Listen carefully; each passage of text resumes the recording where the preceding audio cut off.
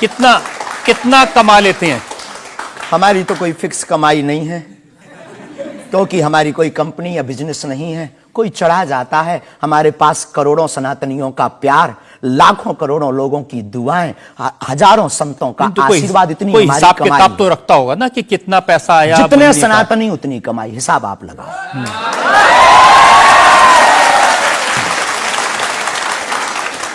ज्यादा बातें इसलिए होती हैं कि आप जो स्टंट करते हैं पब्लिसिटी के लिए, आप ऐसी ऐसी बातें कह देते हैं। आप कहते हैं कि बिना वीजा के हनुमान जी रावण की लंका में घुस गए थे।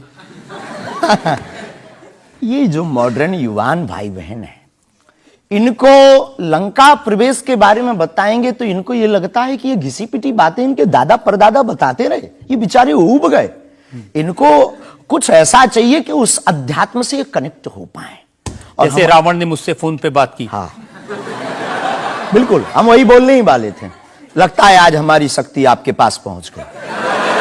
तो हमें आपको समझाना है, रावण से फोन का बात का मतलब सबके अंदर रावण बैठा है। कोई ऐसा दुनिया में नहीं जो गलत कृत्य देख रहा, गलत कर रहा और सच जानते हुए चुप है, वो रावण की दृष्टि का आदमी।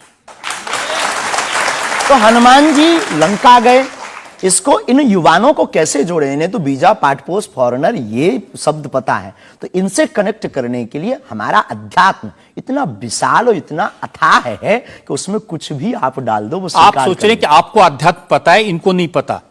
इस देश की जनता को आपसे ज्यादा अध्यात्म पता है। ऐसा हमने नहीं कहा। हाँ। हमें अपने हिसाब का पता है, उन्हें अपने हिसाब का। वो अपने में श्रेष्ठ हैं, हम अपने में अब जो कोशिश कर रहे हैं विद्यार्थी। हमने ऐसा कभी नहीं कहा कि हम श्रेष्ठ हैं, और ये आरोप हमें नहीं लगता कि ठीक है। आपका ये कहना कि मेरे पास एक गधा है जिसमें वाईफाई है और वो प्लेन में भी वाईफाई चलता है, ये मजाक की बातें नहीं है।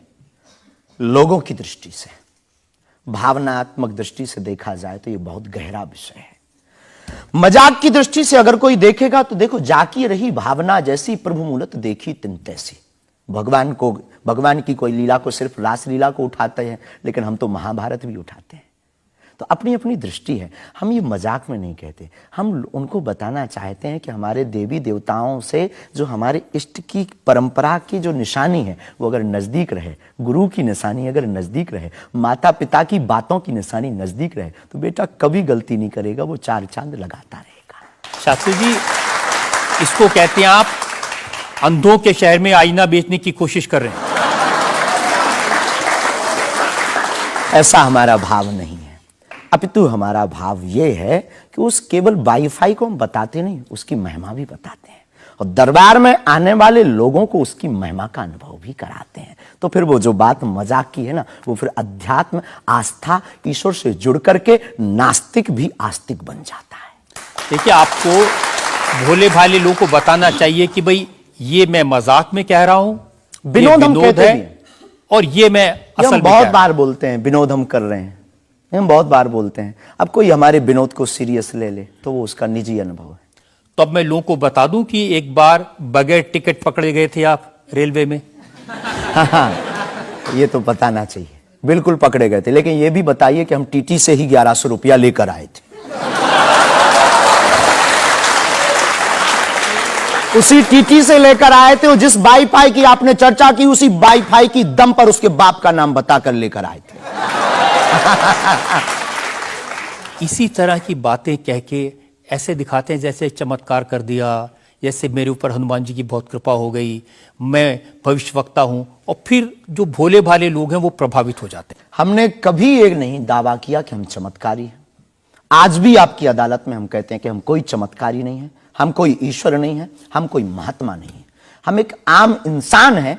लेकिन हमारी अपने इष्ट की प्रति आस्था, ऋषि परंपरा के प्रति आस्था है, जो महर्षि वाल्मीकि से पत्र दरबार की महिमा चली है, उस महिमा का हम अनुकरण करते हैं, और उस आस्था में उलझनों में का रास्ता मिल जाता है तो उसे आप चाहे चमत्कार मानिए, अथवा फिर आप अपनी बुद्धि से जो जिसने जो जाना वो हमें माना। देखिए शास्त्री जी, बहुत सारे ऐसे लोग हैं, गरीब हैं, परेशान हैं, बीमारियों से थके हारे हैं, डॉक्टर से आशा छूट जाती है, हॉस्पिटल से आशा छूट जाती है, वो आपके पास आते हैं, वो सोचते हैं यहाँ इलाज मिलेगा। किसी का बच्चा बोल नहीं सकता, किसी का बच्चा चल नहीं सकता, वो लोग बड़ी आस्था विश्वास लेके, जो मैंने जानकारी हासिल की, वो आते हैं, सोचते हैं कि यहां से शायद उन्हें कोई रास्ता दिख जाएगा और उन्हें मिल जाता है। जो आते हैं श्रद्धापूर्वक आते हैं। देखो, जिंदगी में अगर वो परेशान है और डॉक्टर से परेशान होकर के या कहीं से भी निराश होकर के आया और उसे कुछ मिले ना मिले, हम ये तो नहीं कहते, जिसकी जितनी निष्ठा उसको उतना हमारे बागेश्वर बालाजी के दरबार में मिलता। और अगर नहीं मिलता, और अगर उसे जीवन जीने की अगर डांडस और सात्तावना मिलती है, तो क्या यह भी कम है? बिना पैसों में, बिना दक्षिणा दिए, बिना कुछ लगे अगर हनुमान जी से जुड़ रहा, अगर वो प्रभु से जुड़ रहा, अगर उसे जीवन जीने में 4 दिन की जिंदगी है, डॉक्टर ने कह दिया तो मर जाओगे, लेकिन बागेश्वर धाम के नाम से उसके चेहरे पे मुस्कुराहट है कि मेरा हारे का सहारा है, तो अगर ये मुस्कुराहट उसके चेहरे पर आती, इससे किसी को गुस्ताखी क्यों? देखिए, अगर बागेश्वर धाम आने से लोगों का इलाज हो जाता है, तो फिर आपको कैंसर हॉस्पिटल बनाने की क्या जरूरत है? यही तो हम बताना चाहते हैं कि दुआ और दवा दोनों आवश्यक है। हमने ये नहीं कहा कि हम डॉक्टरों के खिलाफ हैं। अब मैंने पूछ लिया तो आपने दवा ऐड कर दिया उसमें। नहीं, हमने औषधालय बागेश्वर धाम पर खुलवाया है और मंदिर के समीप खुलवाया है। वहां पर ग्राम पंचायत का भवन है, वहां पर आयुर्वेदिक औषधालय है। दुआ और दवा मतलब नीचे दवा है और वहां ठीक नहीं हुए तो दुआ के लिए चढ़ जाओ मंदिर पर, दोनों काम करें, ठीक है। और ये कोई नई बात नहीं है, हमने ऐड नहीं की, डॉक्टर खुद ऐड करता है, ऑपरेशन करता है, जब ठीक नहीं होता तो वो भी कहता है तुम भी प्रार्थना करो। लेकिन ये सही है कि जिस इलाके में आप हैं, उस इलाके में बहुत सारे ऐसे लोग हैं जो इसी तरह पर्ची निकालते हैं, जो इसी तरह दुआ की बात करते हैं। पूरे भारत में ऋषि परंपरा के अनेक लोग हैं, बहुत लोग तो नहीं कह सकते, पर अनेक लोग पूरे भारत में हैं। और केवल हमारे इलाके में नहीं, पूरे भारत में।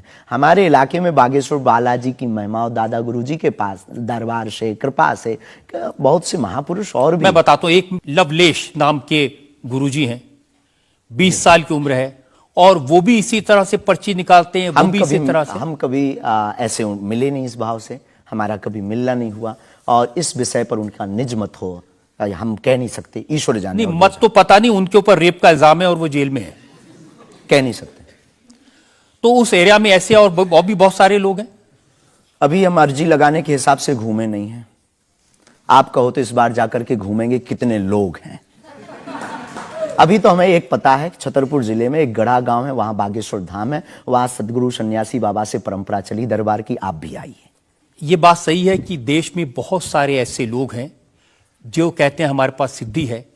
एक जयपुर में है, उन्होंने बताया कि मैंने कर्ण पिशाच को साधा हुआ है, और वो भी किसी की भी डेट ऑफ बर्थ बता देते हैं, किसी के परिवार वालों का नाम बता देते हैं। हमारे पास ऐसी कोई सिद्धि नहीं है, ना हमने ऐसी कोई साधना कर रखी है। हमारे पास सिर्फ अपने इष्ट पर, हनुमान जी पर भरोसा है, जो अष्ट सिद्ध नवनिधि के दाता हैं। ना हम कोई डेट बताते हैं, ना हम कोई नाम बताते हैं, और अगर उनकी कृपा से पता चल जाए तो कोई बुरी बात नहीं।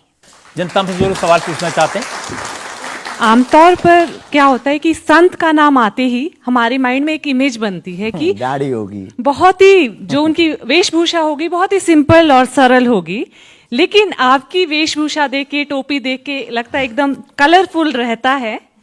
आपकी दुनिया ही रंगीन है तो साधु को भी रंगीन होना चाहिए। बहुत बढ़िया, बहुत बढ़िया। जब 7 रंगों की भरी दुनिया है माय डियर सिस्टर, 7 रंगों से भरी दुनिया है, तो मुझे क्या दिक्कत है? और हम कोई साधु नहीं, हम कोई महात्मा नहीं, ना हमने चोला ले रखा है। हम एक वर्ण व्यवस्था की बात नहीं करेंगे, हम एक गुरु के शिष्य हैं और आम इंसान हैं। और अगर कोई सरनेम पूछे तो हम शुक्ल वंशीय सरयूपारी ब्राह्मण हैं। तो जो 7 ब्राह्मणों की वेशभूषा है वो हमने धारण की, गुरु के नाते हमने ये पादुका अपनी एक परंपरा को निर्वाहन करने के लिए धारण की। और टोपी कोई आया तो दे गया, अगर आप कुछ दो बहन हमें तो वो भी स्वीकार है। आप चाहो तो कुछ हमें पहनने को दे सकते हो, हम पहन लेंगे। एक वेबसाइट ने लिखा कि ये जो टोपी पहनते हैं, ये पहनाने वाले से भी कुछ गुरु दक्षिणा लेते हैं। जो कपड़े पहनते हैं, जो कपड़े जिसके दिए पहनते हैं, उससे भी कुछ पैसा लेते हैं। आज तक ऐसा कोई मिला नहीं है, खोज जारी है। किसी ने हमें आज तक दक्षिणा नहीं दी, टोपी पहनाने के नाम पर या कपड़े पहनाने के नाम पर। हम तो राह चलते कोई मिल जाता है तो उसका पहन लेते, अपना दे देते हैं। हम तो साधु उस परंपरा के हैं, उस परंपरा के। लेकिन अच्छे लगते हैं आपको ये रंग बिरंगे कपड़े? बहुत आनंद आता है। क्या दिक्कत है साहब? किसी को दिक्कत है वो हमसे ज्यादा रंगीन पहने। एक शायर ने कहा कि जो खानदानी रईस हैं वो मिजाज रखते हैं नर्म अपना, आपका लहजा बता रहा है आपकी दौलत ये शोहरत नहीं।